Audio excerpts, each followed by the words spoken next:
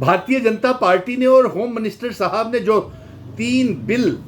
जिसमें Jammu Kashmir रीऑर्गेनाइजेशनल amendment bill भी है,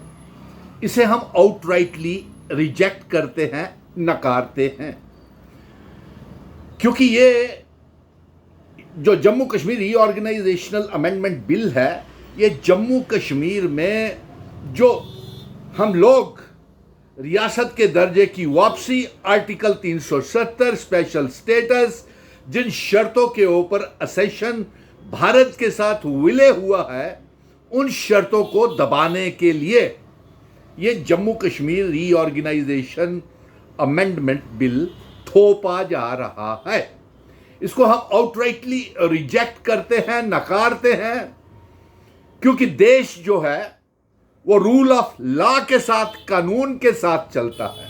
और ये एक गैर आईनी अनकॉन्स्टिट्यूशनल अमेंडमेंट्स हैं। और ये जम्मू कश्मीर के ऊपर हमेशा ही तुगलकी फरमान और फतवे जारी करके जम्मू कश्मीर को दबा करके रखना चाहते हैं, ताकि कोई आवाज, ना चीफ मिनिस्टर, ना उसके कैबिनेट मिनिस्टर्स, ना कोई लोग रियासत के दर्जे की आवाज, अपना वकार, वजूद, स्पेशल स्टेटस और अपनी डेमोग्राफी को बचाने की आवाज उठा सके।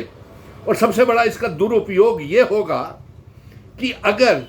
इल्ज़ाम लगाने में क्या है, किसी के ऊपर भी इल्ज़ाम लगा दीजिए आप, ये भ्रष्टाचार करता है, ये राष्ट्र विरोधी है, ये एंटी नेशनल है, और 30 दिन के लिए आप अंदर डाल दो, और 30 दिन के बाद अगर उसे छोड़ा नहीं जाए तो उसे रिजाइन अपनी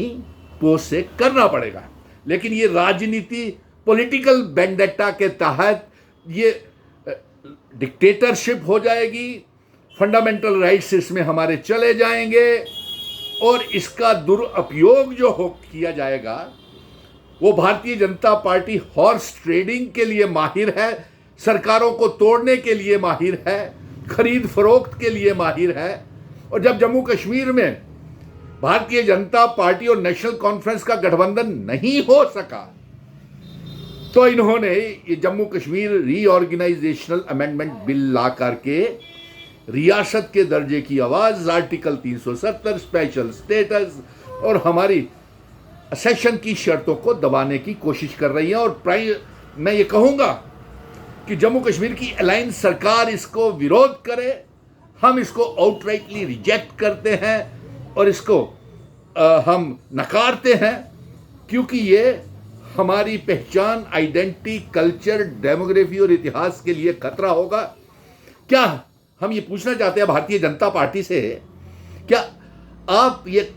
खरीद फरोख्त के लिए एमएलएज और मेंबर पार्लियामेंट्स के इसका दुरुपयोग नहीं करेंगे? किसी को भी धमका करके आप कहेंगे कि आपके पीछे ईडी, एनआईए, आईबी लगा देंगे और उसको मजबूर कर देंगे कि अपनी पार्टी को छोड़ करके भारतीय जनता पार्टी की वॉशिंग मशीन में आ जाए। जिस तरीके से हमने देखा है, कई जम्मू के नेशनल कॉन्फ्रेंस और कांग्रेस के नेता डर के मारे भारतीय जनता पार्टी में चले गए,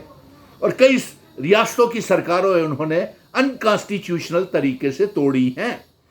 और यहां भी ये जो हमारी पॉलिटिकल पार्टीज हैं, ये उनकी एमएलए को तोड़ करके, अभी आपने हाल ही में देखा 5 एमएलए का चुनी हुई सरकार की बजाय ये सारी ताकत एलजी को दे रहे हैं, और इससे और बढ़ावा एलजी की ताकत को मिलेगा। जो जम्मू कश्मीर में एक एलजी एडमिनिस्ट्रेशन फेलियर एडमिनिस्ट्रेशन साबित हुई है, और इस तरीके से ये अपनी नंबर गेम और डरा धमका के, मनी मसल पावर के साथ और धमकी दे करके, और आप बताइए कि अदालतें किस लिए हैं, कोर्ट्स किस लिए हैं, और फिर ये रिमांड के ऊपर रिमांड लेते चले जाएंगे उनसे।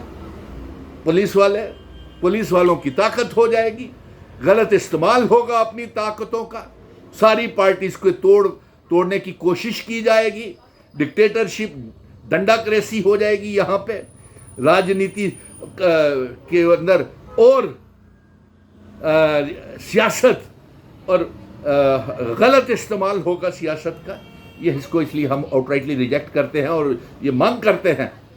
कि तमाम पॉलिटिकल पार्टीज, हमारे जितने भी मेंबर पार्लियामेंट हैं इंडिया ब्लॉक के, एनडीए ब्लॉक के, जम्मू कश्मीर के मेंबर पार्लियामेंट जो हैं, इसका विरोध करें, क्योंकि हम आर्टिकल 370 स्पेशल स्टेटस, रियासत के दर्जे की मांग कर रहे थे। और आज आपने देख लिया कि जम्मू के डोगरा 28 एमएलए और 2 मेंबर पार्लियामेंट रियासत के दर्जे की मांग करते ही नहीं है। वो तो कहते हैं यूनियन टेरिटरी ही हमें चाहिए, ताकि जम्मू कश्मीर के लोग दबा करके यरगमाल बना करके रखा जाए। इसलिए ये सबसे बड़ा खतरनाक है जम्मू कश्मीर रीऑर्गेनाइजेशनल अमेंडमेंट बिल। आगे ही आपने 5 अगस्त 2019 को हमें तबाह बर्बाद कर दिया। इस तरीके से आप जम्मू कश्मीर को तहस नहस और डिसइंटीग्रेट करने की साजिश कर रहे हैं। इसलिए हम Jammu Kashmir reorganisation amendment bill को नकारते हैं, आउटराइटली रिजेक्ट करते हैं, और तमाम जम्मू कश्मीर की 1 करोड़ 30 लाख आवाम से कहेंगे